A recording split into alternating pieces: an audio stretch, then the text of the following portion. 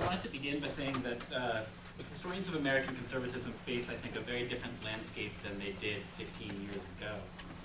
One colleague at the American Academy of Arts and Sciences said to me a few days ago that we're not even allowed to mention Alan Brinkley's 1994 essay, The Problem of American Conservatism, anymore because it simply no longer applies. Where there was once a dearth of material on the topic, there's now a growing abundance.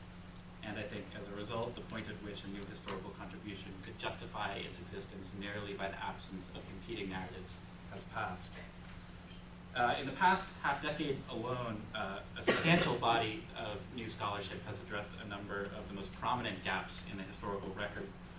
Excellent critical studies have emerged on some of the conservative movement's most challenging and influential figures, people like Leo Strauss, Ayn Rand, Friedrich Hayek, and Whittaker Chambers.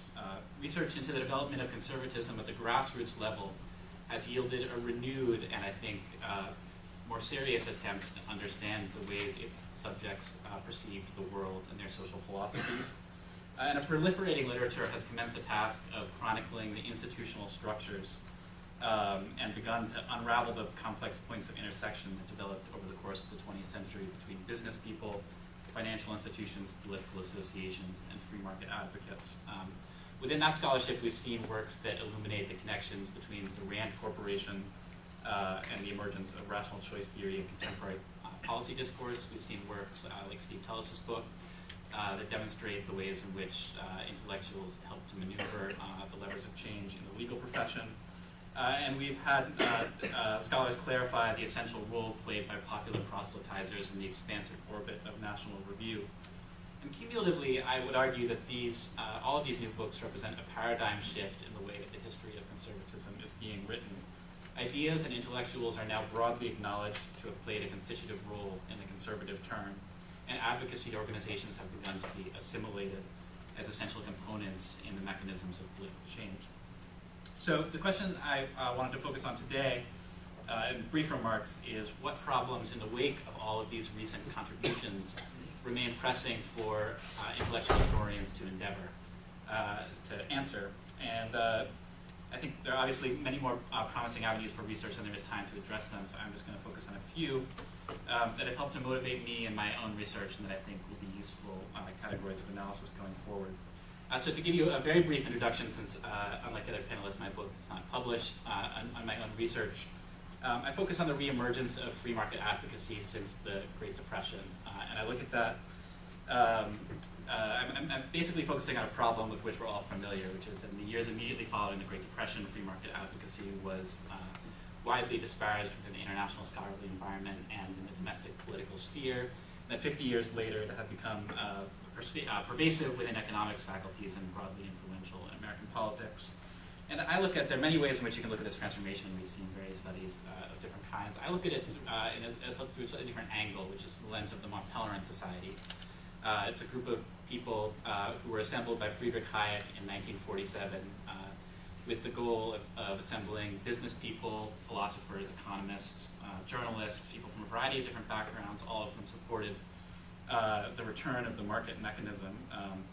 And by examining this institution's ideas, the way their ideas changed over time, the way they established sympathetic institutions to advocate for their worldview, and their explicit attempts to instigate processes of political change, I attempt to reframe our understanding of the development of the economic and political assumptions that have dominated conservative rhetoric over the past 3 decades. So in the course of working on this project, I've encountered a couple of fundamental challenges which I think will be useful ongoing avenues of research in the field. I think as I've been aware from corresponding with Jennifer about this before, but I think our ideas in this regard are quite similar, so you hear some echoes, although some distinctions. The first is sorting through the maze of competing terminologies that people who we now call conservative use to refer to themselves. I mean, you can, if you look back at George Nash's book, The Conservative Intellectual Movement in America, it starts with about a 4-page justification of why he even uses the word conservative in the title. Jennifer just provided a justification of how she titled her book. You'll notice my book, with its tentative title, The Return of Laissez-Faire, I avoid any of that language as well. There's an immediate problem that we face when writing about the topic. So I'll talk about that for a minute. The second is understanding whether and how to reconcile the varied and sometimes seemingly discordant aspects of conservatives' views as a holistic worldview, whether we should approach it as a sort of unitary worldview or as a kind of coalition. The third is clarifying the transnational origins of a movement that's long been treated as a domestic phenomenon. And the fourth is tracing the complex relationship between ideas and politics as a dissenting minority transitioned into a governing majority. So first, to talk about the problem of terminology for a moment. Any treatment, anybody here who's written on intellectual history of conservatism, I think, has faced this problem. And that's that relatively few of the intellectuals who we associate retrospectively with the conservative movement actually refer to themselves as conservatives. When groups of them gathered together, they devoted remarkable amounts of attention. It's interesting to look at their debates in this regard to what they actually call themselves, what term they could use that represented their shared worldview. The members of the Mont Pelerin Society alone, who constituted themselves a relatively small, discrete body, who ostensibly shared a common worldview, variously referred to themselves as conservatives, liberals, classical liberals, neoliberals, although the way they use that term I think is different than the way we do today, libertarians, individualists, even in the case of Hayek, he referred to himself sometimes as an old Whig, although that never caught on. But none of those problems proved broadly acceptable to the group as a whole. And historians have dealt with this terminological heterogeneity in large part by writing separate histories. We've seen in the last couple of years separate histories of libertarians, of neoconservatives, of conservatives, of neoliberals. And I think those histories sometimes tend, in the course of constructing the history, to anachronistically define subsets of communities of sympathizers, often who didn't apply those terms specifically to themselves. So I think moving forward, the historical profession will benefit from focusing precisely on points where these terms were contested and problematic.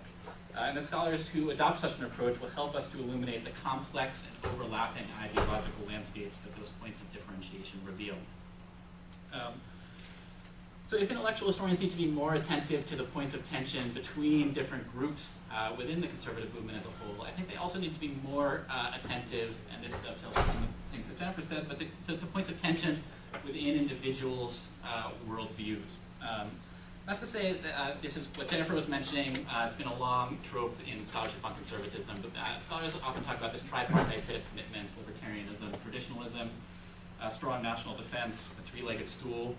And they generally imply that this represents a tissue of conflicting assumptions that, when held in concert, embodies an inherently contradictory worldview. You see this in book after book. And I think there's a good reason why people say that, right? I mean, there's an obvious problem in the relationship between free markets and social traditions. And it's disingenuous to argue for an unbridled capitalism without acknowledging that it can be an extraordinarily potent force for social change. But to conclude the analysis of conservative ideology there, as I think people sometimes have a tendency to do, is problematic. A social philosophy is rarely understood by distilling its tenets into rigidly formalized schemes.